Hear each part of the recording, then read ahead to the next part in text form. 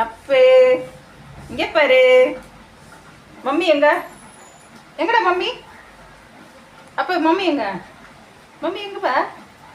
Mummy எங்க? Mummy எங்கே ஏறி உட்காந்துக்க?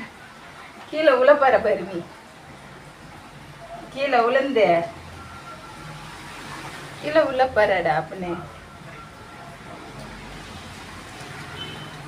உனக்கு கிடைக்கிற வேலை தவிர வேற வேலையே தெரியாது உனக்கு.